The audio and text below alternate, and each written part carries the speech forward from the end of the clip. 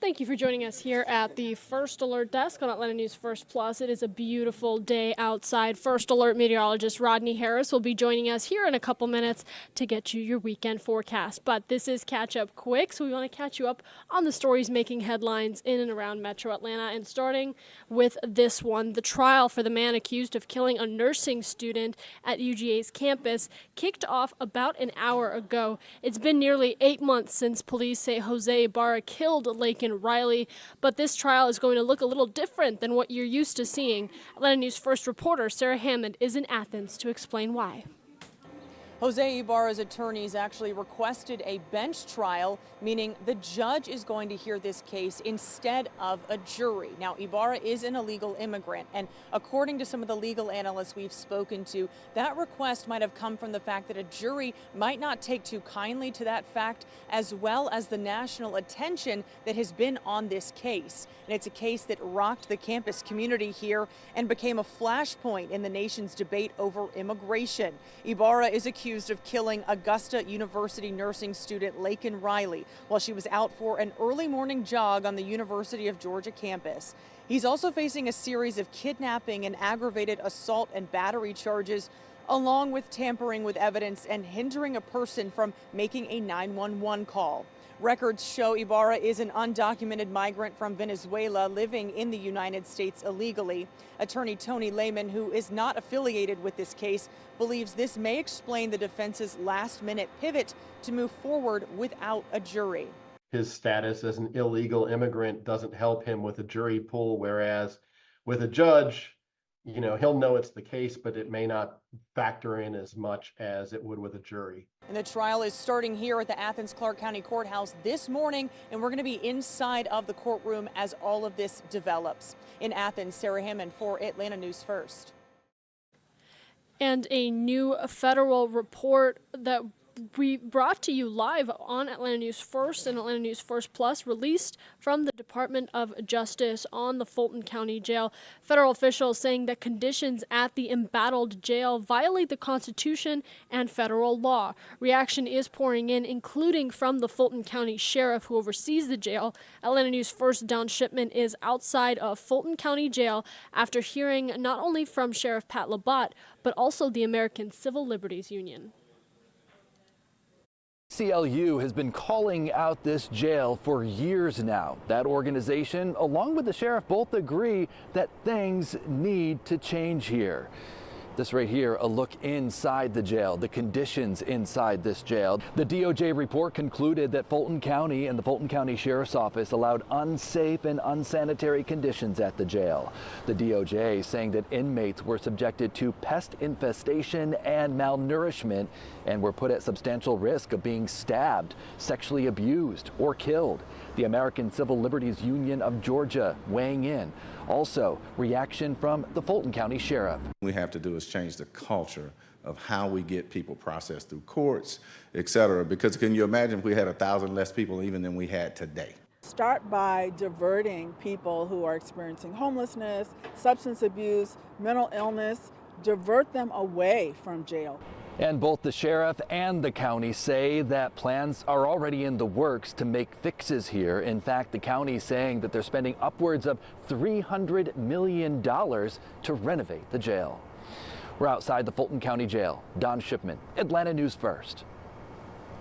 And I want you to come take a look at your screen. The Georgia Bureau of Investigation is looking into the mysterious disappearance of a Navy sailor from DeKalb County.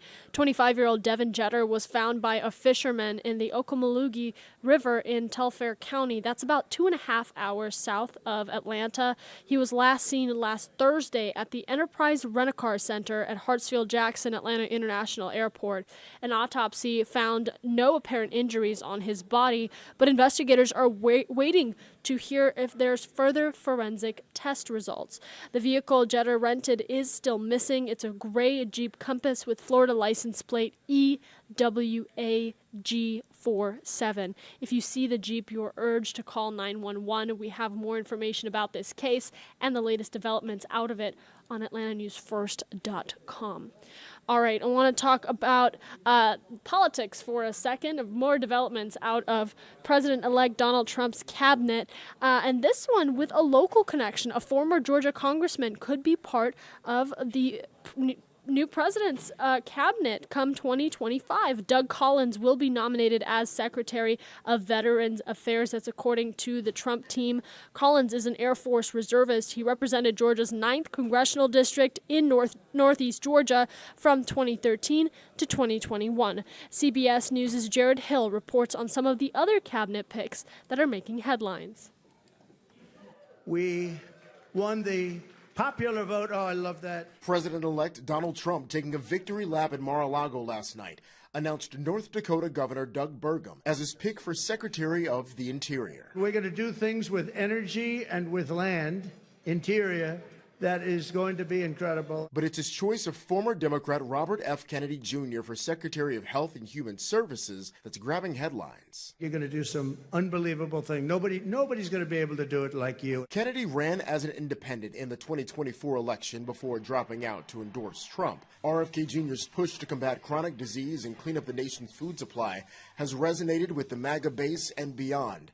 But it's his calls to remove fluoride from drinking water and criticisms of vaccines that have raised concerns among public health experts. There's no vaccine that is, safe and effective. As a pediatrician, I know that there's nothing that I did that had more value for the children in my practices than ensuring that they were vaccinated fully and on time. On Capitol Hill, the fallout continues over Trump's pick for Attorney General, with even some Republican senators questioning whether former Florida Congressman Matt Gaetz will have a path to confirmation. I have concerns that he can't get across the finish line, and we're going to spend a lot of political capital. Gaetz resigned from the House to pursue the nomination Wednesday, just days before the House Ethics Committee had planned to vote on whether to release a report regarding allegations of sexual misconduct and drug use. Matt Gaetz has denied any wrongdoing. Jared Hill, CBS News. All right, I need you to do me a favor. Mark your calendar for November 22nd. Atlanta News First is bringing back the Magic of Lights in partnership with the Dixie Speedway in Woodstock. This drive-through display, by the way, I have been through this. It is stunning. You can take the kids, you can take your dog, you can take your best friend. It's just a nice experience to be able to drive through and enjoy some of that holiday magic and stunning light show at the Dixie Speedway in Woodstock. We have tickets that you can buy now on AtlantaNewsFirst.com. You can get your ticket and make a plan to come out to this. It is certainly something you will not want to miss, and so much to look forward to this weekend as we take you back out live here, a look at our beautiful home in Atlanta. First Alert meteorologist Rodney Harris has a look at the forecast. Good morning to you, Maria. What a great weekend we have in store in all of North Georgia. There is a live look right there of we're looking at Buckhead. That is out from looking toward the south from Sandy Springs.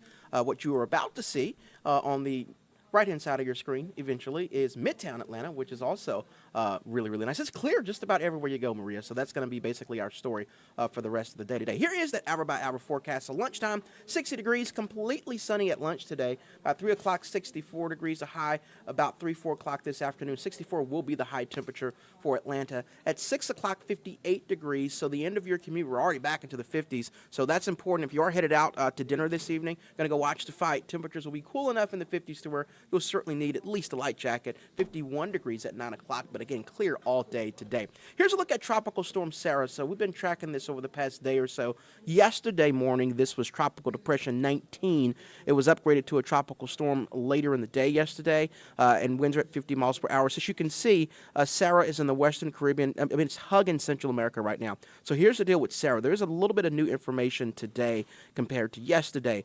Sarah will, first of all, move very slowly toward the Yucatan Peninsula through like next week. So this weekend, kind of hanging out near the Caribbean and then making landfall along the Yucatan Peninsula by the beginning of next week.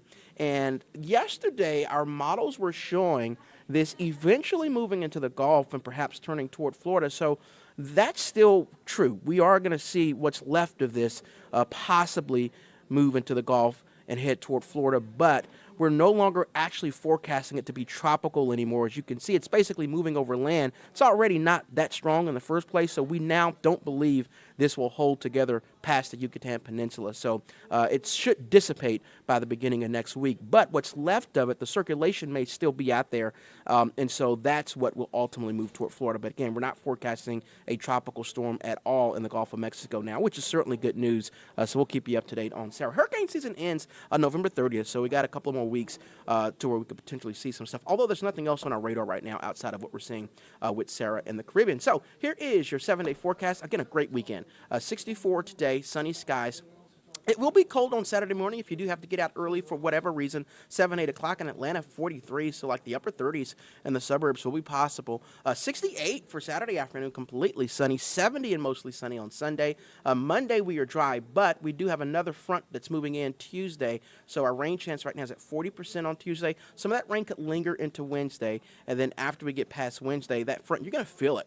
The high on Tuesday, 71. The high on Wednesday drops to 67. The high on Thursday drops to 53. So the end of the week, we're looking at highs in the low 50s. So get ready for that. It's possible that we may have to first alert some of these days next week. We'll keep you up to date on that based on what our model data is saying. But at this point, it does look like we'll at least see some rain on Tuesday. In fact, I will show you the kind of a snapshot of our forecast model for next Tuesday. Really don't oftentimes go this far out because the timing and the amounts could certainly change, but just so you get an idea, you can see Tuesday we are seeing rain covering most of North Georgia, so we'll keep you up to date on that. And again, if our models continue to trend toward a wetter Tuesday, that may become a first alert weather day, but know that that's our next best chance for rain. And until then, you can just enjoy some really nice weather. Again, a lot of sunshine this weekend, so we really do hope that you get out there and enjoy it, because remember, next weekend it's going to be much colder. So enjoy this weekend with those highs in the air, at times up to 70 degrees. We hope you guys have a good Friday. We'll have an update for you on this forecast on Atlanta News First at noon, always